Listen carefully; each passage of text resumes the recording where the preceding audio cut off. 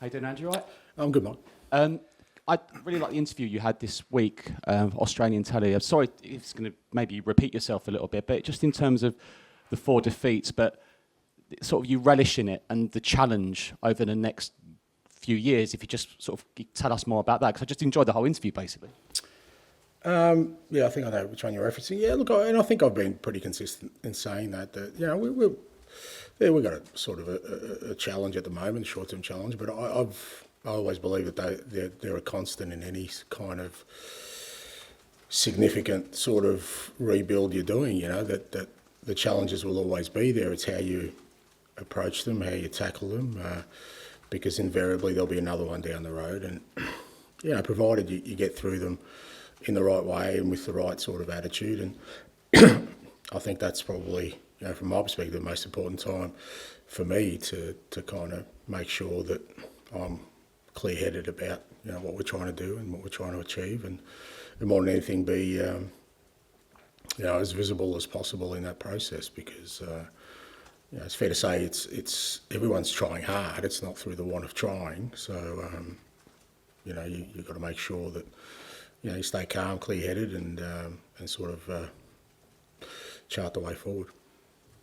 Over the last few weeks, do you feel maybe there's more to do, and there might be more players than you realise that might just not be the ones you need going forward, though, and tougher decisions might need to be made in the summer? No. I mean, you know, again, I think I've tried to be as consistent as I possibly can in saying we've still got a long way to go, and that hasn't changed from the moment I started till now. And I think sometimes, if both in a positive and negative sense, if you go on sort of short-term stuff, you're liable to jump at the wrong conclusions and wrong decisions. Again, the planning for the summer's been well in hand for quite a while. We know what we need to do. Nothing in that sort of space has changed. So, you know, for me, how players deal and staff deal with adversity is more important in terms of our growth than sort of a reflection of us needing to make more changes. There was a nice moment at the end of the Liverpool game, and we've been running that on Sky all week, where you're with the supporters and you're pounding your heart and then you're touching your head. What was the actual message there? Mate, I really can't recall, to be honest. But look, I understand what the fans are going through at the moment, and it's never nice when you go through these periods. But as I said, I think, you know, I don't think it's through the want of trying, and I still firmly believe we're on the right track, and this is just, you know, some of the growing pains you need to go through, and you, as much as you'd like to, you know, avoid it, it is part of the process of growth. And you know, for fans, for us as a football club, is to understand that the road forward is a challenging one. But every time we get through these periods, I think we come out stronger, and hopefully that'll happen this time. And finally, big weekend for the football club, and Spurs women have got a huge FA Cup final. Just wanted to massive. Yeah, no, massive. Rob and his players have been outstanding this year. I think the whole year. Again, you know, they've made significant inroads in terms of their progress, and you know, the opportunity to play at Wembley, the opportunity to win a trophy is brilliant for them. It's brilliant for our football club, and yeah, couldn't wish them all the best. You know, I think they'll acquit themselves well. You know, they've shown some real good sort of resilience during the year, and I think they'll hold them in good stead. To get your team ready for a team that's going to be on the verge of desperation and probably come with an extra edge this weekend. How do you mentally get your team ready for something like that? Yeah, I think, again, you know, I'm pretty consistent in saying that I think you've got to sort of block that stuff out, and what's really important is that we kind of prepare ourselves for another big challenge, for sure. But, you know, you get to this time of the year, and most of the games are games of consequence. Everyone's playing for something. We're certainly still playing for something. So, you know, you don't want to fall in the trap of kind of, you know, expecting something different other than a really tough opponent.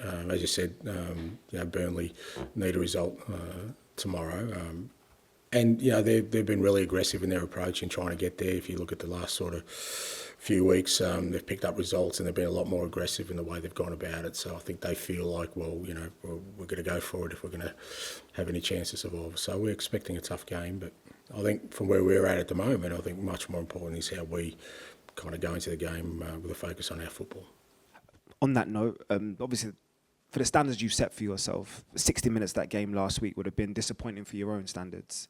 But there was a 30-minute period where there was probably some building blocks. So how can you take the positives that you saw maybe those last 30 minutes and kind of express them this weekend?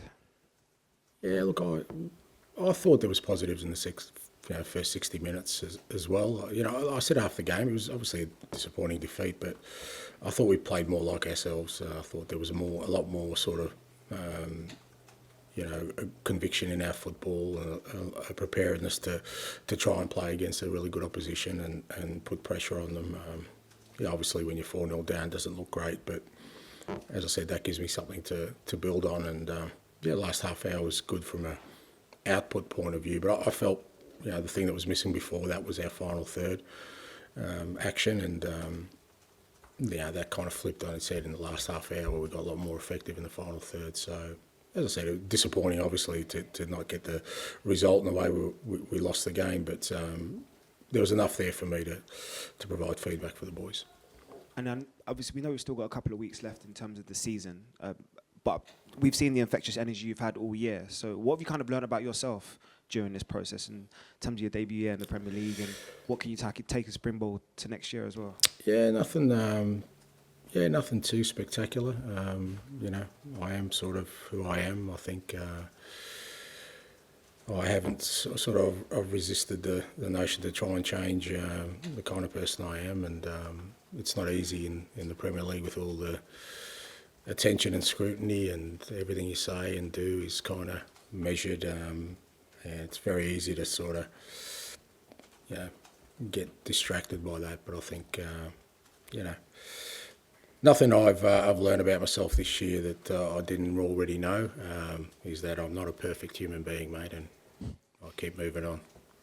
Perfect. Can I ask you about left back? Ole Skipp came on in Liverpool and did quite well, I thought, for half an hour. Is he in contention to play that role? Yeah, look, we've been working with Skippy last few weeks. Obviously, when we lost Destiny, then we lost Ben, and we kind of left with Emerson, who's not really left back, and we're kind of looking around at options. And at training, we've just been using him in that space. I thought he did do well when he came on. Look, I guess the way we played fullbacks, certainly with some of the positioning, he wouldn't be, he wouldn't be too unfamiliar with some of the positions he'd need to take up as a midfielder. So he's an option for us. I think we need another option because we've got 3 games this week, and we've only got sort of Emerson as sort of a backup fullback at the club. So it's an option for us. I wonder if I could just ask you directly whether Skipp is part of your plans going forward, because there was a period a few games ago where he wasn't getting in the squad at all, and it feels like he's probably at a part of his career where he needs games. So do you see him having a future here? Yeah, I don't see any reason why not. Yeah, he probably feels like he could have played more this year, and again, I think the way the sort of season's gone for us in terms of our games program, he's probably one of the ones that suffered because we haven't been able to sort of get the sort of game time rotations we needed through the year. But I see Skippy as part of our future. Thanks. Ali, please. Hi, Ange. Can I just check on team news if there's any fresh injuries? Or anything? No, nothing from last week. And you mentioned there about the extra scrutiny you have, and obviously you've very much stuck to the person you've always been. But I think you've also mentioned in the past about maybe sometimes having confidence that you've spoken to. And has there ever been kind of moments this season or more moments where you've slightly wavered or anything about? No. I'm sorry to disappoint. If you want me to crumble, I can pretend, but I'm fine. I'm all good. I've loved and enjoyed every single second of it, mate. Even these Friday half-hour little powwows we have, mate. It's all been brilliant. I've loved every minute of it, and the confidence I have, we just talk a bit of crap for an hour or so because we're all going through similar stuff. But I'm in a really good space. Good to hear. On a slightly grander powwow, you went to Buckingham Palace this week. Just wondering how that came about and what was it like? Yeah, we got an invite from the Australian government. Me and the other Aussies in the group here. So Millet, Scott, I think Charlie, Grant from the women's team. Yeah, it was nice, different experience. Just really inspiring because you kind of, the people we met there, people who work for charities, great causes, military people, people who are real heroes in society. Obviously they know who I am and they'll come up and say hello, but then just asking them about who they are in their life is just, you just see so many fantastic people who do so much in communities, often without a lot of, heralding from the wider public or acknowledgement. And I could see how happy they were to be there, how important, because finally somebody, there was some acknowledgement for them. And and bizarrely enough, the sun was shining, mate, so here in London. So, we had a really nice afternoon. Was there any element of a pinch me moment for you? Obviously, how far you've come, your journey, and then to be at Buckingham Palace with the King and all that sort of stuff? Yeah, I mean, I didn't get within 10 feet of the King, mate, so it's not like we had and if I had got closer, I probably would have asked him about the Parthenon marbles and I would have probably got thrown out at some point. But no, it was nice for me and my wife. And like I said, these are kind of experiences that you're just fortunate because of the position I hold, not because necessarily because who I am, that, you get these opportunities. And like I said, what we try and do, my wife and I, is just, really immerse ourselves in that. And just, like I said, just seeing the people in there and hearing their stories, it just, and more the joy they had of being there in that moment. And, whether it's significant for me and my wife, just seeing how significant it is for them and you're in that space is just, it's special. So, it was a good day. Finish with George, please. Hi, Ange. I was just reading that apparently the King is a fan of Burnley. That's his football team. So are you ready to... That's probably why they kept him away from me, mate. Are you ready to disappoint him tomorrow and potentially... I'd be happy to disappoint him on that front, mate. No, not a problem. On a serious note, I mean, the last sort of run of games, I think 3 of the 4 defeats have been away, but how sort of keen are you to kind of get back to winning ways tomorrow and give the fans something for the backing they've shown, I guess, over this last week or so? I think that's important. As you said, 3 of the 4 defeats were away from home, and then we had the Arsenal game at home where, we lost, but we, at least we gave something to our supporters. But I think it is important. Look, our supporters have been unbelievable this year for us. They've stuck with us and been a real source of encouragement for the players, home and away. And they've sort of, experiences have been, up and down, obviously, but they haven't wavered in their support. And it's an opportunity with these last 2 home games on Saturday and Tuesday for us to hopefully send them off to the summer with, not what we wanted to achieve this year, but with a hope that come next year they're going to be ready to get behind us again. And just funny for me, Richarlison scored at Liverpool, and that's the type of goal he's scored a few times this season, and I believe the type of goal your forwards generally do score. How much do you feel he's got to grips with what you want from him, and is he someone that you see as a sort of a key part of what you're doing here moving forward into next season?